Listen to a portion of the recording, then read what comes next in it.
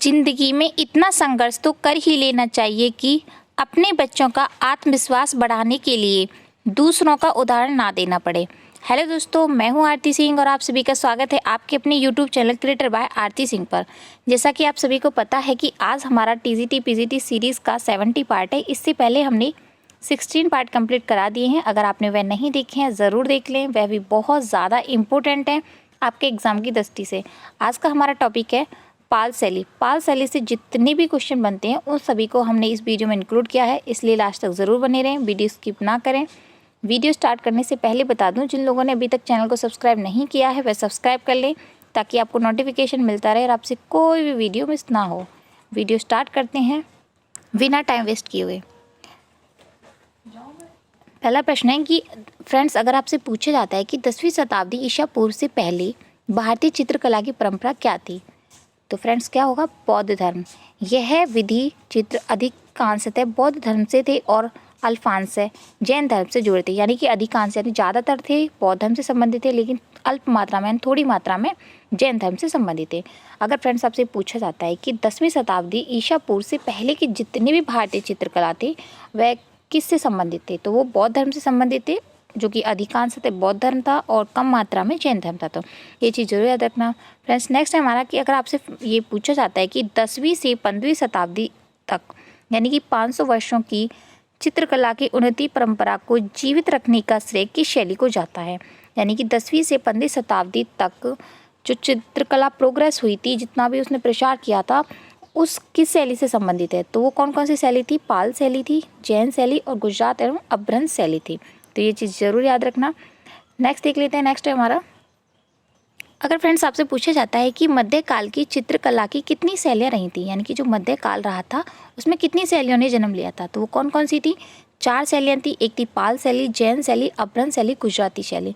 इन 4 शैलियों ने मध्यकाल में अपनी उन्नति एवं प्रोग्रेस बहुत ही ज़्यादा बढ़ा ली थी। तो इसी के काल को यानी कि मध्यकाल को ही इन 4 शैलियों का काल माना जाता है। नेक्स्ट देख लेते हैं। नेक्स्ट हमारा, अगर फ्रेंड्स आपसे पूछा जाता है कि जो पाल शैली है उसका समय कितना माना जाता है, तो उसका जो प्रॉपर समय माना जाता है 730 से 1197 तक का माना जाता है। तो ये चीज़ आप ज़रूर याद रखना। नेक्स्ट हमारा, अगर फ्रेंड्स आपसे पूछा जाता है कि बंगाल की जनता ने किस व्यक्ति को राजा चुना था, यानी कि जो पाल शैली में बंगाल के जितने भी निवासी थे उन्होंने किस व्यक्ति को अपना राजा चुना था, तो वो कौन थे? गोपाल थे। तो ये चीज़ याद रखना, ये बहुत बार पूछा जाता है, तो आप कन्फ्यूज मत होना।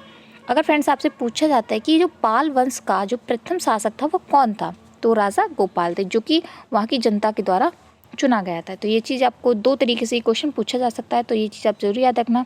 नेक्स्ट है, अगर आपसे पूछा जाता है कि राजा गोपाल का उत्तराधारी कौन था, यानी कि उनका जो शासक हुआ था उनके बाद वो कौन था, तो वो कौन थे? धर्मपाल थे, जो उनके पुत्र थे। ठीक है, नेक्स्ट देख लेते हैं। नेक्स्ट हमारा, अगर फ्रेंड्स आपसे पूछा जाता है कि जो पाल शैली में गंगा के किनारे भागलपुर में विक्रमशिला महाविद्यालय जो बना हुआ है वह किसके द्वारा बनवाया गया था, तो किसके द्वारा बनवाया गया था? धर्मपाल के द्वारा, जो कि गोपाल के उत्तराधिकारी हुए थे। तो ये चीज़ आप ज़रूर याद रखना, जो कि पाल शैली में बना हुआ है। नेक्स्ट है, अगर फ्रेंड्स आपसे पूछा जाता है कि जो धर्मपाल का पुत्र कौन था, यानी कि उनके बाद जो शासक बना था वो कौन था, तो वो कौन थे? देवपाल थे। अगर फ्रेंड्स आपसे पूछा जाता है कि जो पाल शैली में सारनाथ, गया, नालंदा, कुकरहार स्थानों पर जो इतनी भी मूर्तियाँ उकेरी गई वह किसके द्वारा उकेरी गई थी, तो वह देवपाल के द्वारा उकेरी गई थी। और देवपाल कौन थे? धर्मपाल के पुत्र। नेक्स्ट देख लेते हैं। नेक्स्ट है हमारा, अगर फ्रेंड्स आपसे पूछा जाता है कि जो पाल शैली में किस शासक ने चैत्य मुलंगुट्टी वे धर्मराजी का स्तूप बनवाए थे, तो ये कौन थे? महिपाल थे। तो ये चीज़ भी आप ज़रूर याद रखना, बहुत ही ज़्यादा इंपॉर्टेंट है। ऐसे क्वेश्चन आपसे पूछे जा सकते हैं जब भी एग्जामिनर को आपका पेपर जो है बहुत ज़्यादा टफ बनाना होगा, तो इस तरीके से क्वेश्चन पूछ सकता है। नेक्स्ट हमारा कि फ्रेंड्स, अगर आपसे पूछा जाता है कि जो पाल वंश के शासक थे वह किस धर्म के अनुयायी थे, जैसा कि मैंने आपको पहले ही बताया कि वह बौद्ध धर्म के अनुयायी थे, यानी कि वो ज़्यादातर बौद्ध धर्म को ही उन्होंने अपनाया था। नेक्स्ट अगर फ्रेंड्स आपसे पूछा जाता है कि जो बुद्ध योग मुद्रा में कमल पर आसीन चित्र है जो 1087 ईसा पूर्व में बनाया गया था, वह किस शैली में बनाया गया था, तो वो कौन सी शैली थी? पाल शैली थी। ये चीज़ आप ज़रूर याद रखना, या तो इसका समय पूछ लिया जाएगा या फिर वो शैली पूछ ली जाएगी, तो ये चीज़ आप ज़रूर याद रखना। नेक्स्ट देख लेते हैं। नेक्स्ट है हमारा, अगर फ्रेंड्स आपसे पूछा जाता है कि जो पाल वंश के बाद किस वंश की स्थापना हुई थी, ये बहुत बार पूछा गया है क्वेश्चन में, तो ये चीज़ आप जरूर याद रखना। वो सेन राजवंश की स्थापना हुई थी, किसके बाद? पाल वंश के बाद। नेक्स्ट है, अगर फ्रेंड्स आपसे पूछा जाता है कि जो गीत गोविंद के रचयिता कौन है, जो कि पता है आपको जयदेव है। उमापतिधर, श्रीधर दास, हलायुद्ध, गोवर्धनाचार्य जैसे विद्वान एवं कवि किसकी दरबार में शान में रहे थे, तो वो कौन थे? लक्ष्मण सेन थे, जो कि पाल सेना के शासक रहे थे। और ये चीज़ आप जरूर याद रखना कि जो गीत गोविंद के रचयिता कौन है? जयदेव है। तो नेक्स्ट, ये जितने भी व्यक्ति रहे थे वो कहाँ पर रहे थे, किसके शासन के रहे थे, यानी कि ये विद्वान जितने भी लोग थे वो किसके दरबार में रहे थे, तो वो लक्ष्मण सेन थे। आप मैन ये चीज़ याद रखना पाल शैली में। अगर फ्रेंड्स आपसे पूछा जाता है कि जो पाल शैली के कितने केंद्र थे, यानी कि वो अलग अलग स्थान से प्रचलित हुई थी, यानी उसका विस्तार अलग अलग स्थान से हुआ था, जो कि मुख्य केंद्र जो रहे थे वो कौन से थे, तो वो 3 थे। एक तो बंगाल, बिहार और नेपाल थे। तो ये चीज़ याद रखना, ऑप्शन में कभी होगा कि आपको ये तीनों ऑप्शन में दे दिए जाएंगे और आपसे पूछ लिया जाएगा कि इनमें से कौन सा स्थान पाल शैली का केंद्र नहीं रहा था। तो ये चीज़ याद रखना, बंगाल और बिहार और नेपाल ये 3 पाल शैली के केंद्र माने जाते हैं। नेक्स्ट देख लेते हैं। नेक्स्ट है हमारा, अगर फ्रेंड्स आपसे पूछा जाता है कि जो पाल शैली के चित्र किस पर बने थे, जो पाल शैली के जितने भी चित्र बने थे वो तालपत्रों पर बने थे, ताड़पत्रों पर। तो ये चीज़ याद रखना। अगर फ्रेंड्स आपसे पूछा जाता है कि जो पाल शैली के जो ताड़पत्र थे जिन पर चित्रण किया जाता था उनकी मोटाई कितनी होती है, लंबाई कितनी होती है, तो वो 22 इंच के होते थे, यानी कि 22 इंच मोटे होते थे। अगर फ्रेंड्स आपसे पूछा जाता है कि जो पाल शैली के तालपत्र कितने जोड़े होते थे, यानी कितने चौड़े होते, सॉरी ये जोड़े नहीं है, चौड़े होते थे, जो चौड़ाई में 2.5 इंच चौड़े होते थे। यहाँ पे मैंने जितने भी क्वेश्चन वो ऐड किए हैं वो बहुत ज़्यादा इम्पोर्टेंट है एंड सेलेक्टिव हैं, कहीं ना कहीं एग्जाम में पूछे गए हैं, मैंने उन सभी को इंक्लूड किया है। तो या तो आप इन्हें नोट डाउन कर लेना या फिर अच्छे से रट लेना ताकि आपका कोई भी क्वेश्चन नहीं छूटे एग्जाम में। नेक्स्ट देख लेते हैं। नेक्स्ट हमारा फ्रेंड्स, अगर आपसे पूछा जाता है कि जो पाल शैली के तालपत्र पर बनी पृष्ठों पर किस लिपि का प्रयोग किया गया था, यानी कि जो पाल शैली के चित्र बने थे उसमें किस लिपि का प्रयोग किया गया था, तो उसमें देवनागरी लिपि का प्रयोग किया गया था। तो ये चीज़ आप जरूर याद रखना। धर्म पूछा जाता है तो बौद्ध धर्म था और लिपि जो थी यूज़ की गई थी वहाँ पे देवनागरी लिपि का प्रयोग किया गया था। नेक्स्ट देख लेते हैं। नेक्स्ट है हमारा, अगर फ्रेंड्स आपसे पूछा जाता है कि जो पाल शैली में पोथियों में किस रंग से लगाई गई थी, जो पोथियाँ थी वो किस रंग की बनाई गई थी, तो वो काली पृष्ठभूमि बनाई थी, यानी कि उसका जो पृष्ठ था वो काले रंग से पोताई की गई थी, पृष्ठभूमि पर सफ़ेद रंग से प्रयोग किया गया था। तो ये चीज़ आप ज़रूर याद रखना, बहुत इंपॉर्टेंट है, यहाँ से क्वेश्चन पूछा जाता है। नेक्स्ट, अगर फ्रेंड्स आपसे पूछा जाता है कि पाल के जो पृष्ठ के बीच किस आकार में खाली जगह छोड़ी गई थी, यानी कि जो जब पाल शैली के जो ग्रंथ बनाए गए थे तो यहाँ पे कुछ लिखाई कर दी जाती थी, जैसे कि ये कोई ताड़पत्र है और उसमें यहाँ पे कुछ लिखाई कर दी गई, ऐसे कुछ इधर साइड में लिखाई करे, तो ये जो जगह छूट जाती थी उसके लिए पूछ रहे हैं, या फिर वो ऊपर ऊपर लिखाई कर दी जाती थी या बीच में जगह छोड़ दी जाती थी, तो या फिर चित्र बना दिए जाते थे, तो जो बीच में जगह छूटती थी वो किस आकार में थी, आयताकार और वर्गाकार, यानी कि या तो फिर वो चौकोर होती थी या फिर थोड़ी आयताकार में होती थी। तो ये चीज़ आप ज़रूर याद रखना। नेक्स्ट देख लेते हैं। नेक्स्ट हमारा, अगर फ्रेंड्स आपसे पूछा जाता है कि पाल के पृष्ठों के बीच में जो जगह छोड़ी जाती थी उसमें किसके चित्र बनाए जाते थे, यानी कि जो आयताकार और जो वर्गाकार की जो जितनी भी जगह छूटती थी उसमें किसके चित्र बनाए जाते थे, तो बौद्ध धर्म चित्र व देवी देवताओं के चित्र बनाए जाते थे, यानी कि लिखाई जो की जाती थी वो ऊपर नीचे की जाती थी या फिर साइडों में की जाती थी, लेकिन जो जगह बचती थी बीच में उसमें चित्र बनाए जाते जो कि बौद्ध धर्म से संबंधित होते थे और देवी देवताओं से संबंधित होते थे। नेक्स्ट देख लेते हैं। नेक्स्ट हमारा, अगर फ्रेंड्स आपसे पूछा जाता है कि जो पाल शैली को बिहार शैली किसने कहा था, पाल शैली को बिहार शैली के नाम से भी जाना जाता है लेकिन उसे बिहार शैली से किसने पुकारा था, तो वो कौन थे, हेलन रुबेंसो थे। तो ये चीज़ आप ज़रूर याद रखना, ये क्वेश्चन भी आपसे पूछा जाता है, जा सकता भी है और पूछा भी गया है, बहुत इंपॉर्टेंट क्वेश्चन है। नेक्स्ट देख लेते हैं। नेक्स्ट है हमारा, अगर फ्रेंड्स आपसे पूछा जाता है कि जो पाल शैली की पोथियाँ थी वह कौन कौन सी थी, जो पोथी चित्रण बने थे उनमें कौन कौन से थे, एक साधन माला थी, गंधर्व्यूह था, करण देव गुफा थी और पंचम शिखा था, महायान, बौद्ध पोथियाँ, इन सभी से संबंधित पोथियाँ चित्र बनाए गए थे पाल शैली में। तो ये चीज़ भी आप ज़रूर याद रखना। फ्रेंड्स, अगर आपसे पूछा जाता है कि जो पाल शैली है, पाल शैली में चित्रित पंचम शिखा कहाँ पर सुरक्षित है, यानी कि जो पंचम शिखा का जो चित्रण हुआ था या चित्र बनाए गए थे, पोथी चित्र बनाए गए थे, वो वर्तमान में कहाँ पर हैं, तो वो कैम्ब्रिज विश्वविद्यालय की पुस्तकालय में स्थित हैं। तो ये चीज़ आप ज़रूर याद रखना। फ्रेंड्स, अगर आपसे पूछा जाता है कि जो पाल शैली में पंचम सिका है किसके समय में चित्रित की गई थी, ये बहुत ज़्यादा फेमस ग्रंथ है, पोथी चित्र है।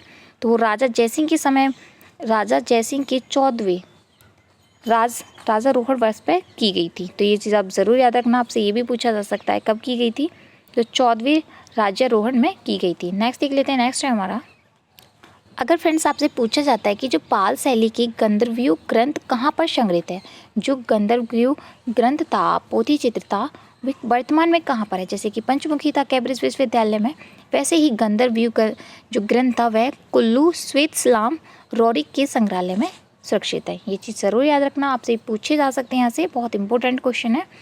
नेक्स्ट हमारा, अगर फ्रेंड्स आपसे पूछा जाता है कि जो पाल शैली के गंधर्वव्यूह ग्रंथ में कितने चित्र मिलते हैं, तो वहाँ 126 चित्र मिलते हैं। नेक्स्ट देख लेते हैं। नेक्स्ट हमारा, बोधिचार्य वंत्र किस संग्रहालय में स्थित है।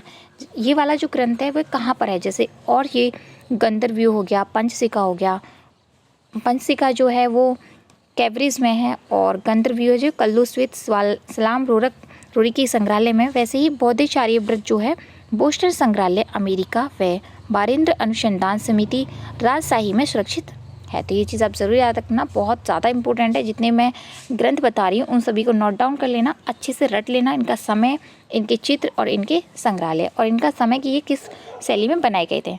नेक्स्ट देख लेते हैं। नेक्स्ट है हमारा, अगर फ्रेंड्स आपसे पूछा जाता है कि जो भारत में लघु चित्रों की शुरुआत किसने की थी, तो पाल शासकों ने की थी। लघु चित्र जो बनाए गए थे उनकी जो शुरुआत की थी वो पाल शासकों ने की थी। नेक्स्ट हमारा, नेक्स्ट देख लेते हैं कि भारतीय लघु चित्रों की परंपरा किस काल में आरंभ हुई थी, तो वह पूर्व मध्य काल में यानी कि प्राकृत काल में हुई थी। नेक्स्ट देख लेते हैं। नेक्स्ट है हमारा, अगर फ्रेंड्स आपसे पूछा जाता है कि भारत में लघु चित्रों का आरंभ किस बौद्ध पांडुलिपि से हुआ था, यानी कि जो लघु चित्र थी उसकी किससे स्टार्टिंग हुई थी, वह कौन सा चित्र था, पांडुलिपि थी, वो प्रज्ञापारमिता थी। ये चीज़ याद रखना, बहुत इंपॉर्टेंट है, यहाँ से क्वेश्चन बनता ही बनता है अगर पाल शैली से क्वेश्चन पूछा जाता है तो। नेक्स्ट है, अगर फ्रेंड्स आपसे पूछा जाता है कि जो पाल पोथी चित्रों का समय है वह कितना माना जाता है, तो वह 8वीं शताब्दी से 12वीं शताब्दी का समय जो माना जाता है वो पाल शैली का माना जाता है। तो ये चीज़ आप ज़रूर याद रखना। नेक्स्ट है हमारा, नेक्स्ट देख लेते हैं। अगर फ्रेंड्स आपसे पूछा जाता है कि जो पाल चित्रण का प्रारंभ किस शैली से हुआ था, यानी कि पोथी चित्रण का जो आरंभ था किस शैली से हुआ था, जैसे कि आपको मैंने पहले बताया कि वह पाल शैली से हुआ था। अगर फ्रेंड्स आपसे पूछा जाता है कि किसने पाल शैली को पूर्वी शैली कहा था, तो वो कौन थे, लांबा तारानाथ थे जो कि तिब्बत के रहने वाले थे। अगर बिहार पूछा जाता है वो कौन थे, रूबेंस थे, हेलेन रूबेंस थे। तो ये चीज़ आप दोनों याद रखना, दोनों बहुत ज़्यादा इंपॉर्टेंट है, यहाँ से क्वेश्चन बन सकते हैं आपके। मैं बार बार बोल रही हूँ, जितने भी क्वेश्चन है बहुत ही ज़्यादा इंपॉर्टेंट एंड सेलेक्टिव हैं, तो आप अच्छे से ध्यान से पढ़ें इन सभी क्वेश्चन को और नोट डाउन भी कर सकते हैं। नेक्स्ट देख लेते हैं। नेक्स्ट है हमारा, अगर फ्रेंड्स आपसे पूछा जाता है कि जो पोथी चित्रों का निर्माण किस राजवंश में कराया गया था, तो वो कौन सा राजवंश था, वो पाल राजवंश था। तो ये चीज़ याद रखना, जैसे कि आपको मैंने पहले ही बता चुकी हूँ कि पाल शैली की 3 प्रमुख केंद्र कौन थे, जो कि आपको मैंने पहले बताया, बंगाल, नेपाल और बिहार प्रमुख थे। वैसे तो वो और भी स्थानों पर गई थी, लेकिन मेन जो रहे थे जिनकी स्टार्टिंग हुई थी वो फेमस थे, वो 3 ही थे। नेक्स्ट है, अगर फ्रेंड्स आपसे पूछा जाता है कि जो ताड़पत्र पर बनी चित्र किस शैली के हैं, तो वो किस शैली के हैं, पाल शैली के। ये भी आप याद रखना। अगर फ्रेंड्स आपसे पूछा जाता है कि जो पाल शैली के संरक्षक कौन थे, तो वो पाल शासक ही थे जितने भी हुए थे। तो नेक्स्ट है, नेक्स्ट देख लेते हैं हमारा, अगर फ्रेंड्स आपसे पूछा जाता है कि तिब्बती इतिहासकार लांबा तारानाथ ने किसे पाल शैली का संस्थापक माना था, तो वो कौन थे, धीमान तथा वित्तपाल दोनों कलाकारों को माना है। लेकिन वहाँ के जो व्यक्ति थे, जो स्थानीय लोग थे, उन्होंने गोपाल को माना था और उन्होंने उसी को ही राजा घोषित किया था। लेकिन इतिहास लांबा तारा के अनुसार धीमान और वित्तपाल दोनों ही कलाकारों को पाल शैली का संस्थापक माना जाता है। नेक्स्ट है हमारा, अगर फ्रेंड्स आपसे पूछा जाता है कि जो पाल वंश की स्थापना किसने की थी, स्थापना जो पूछी जाती है वो कौन थे, गोपाल थे।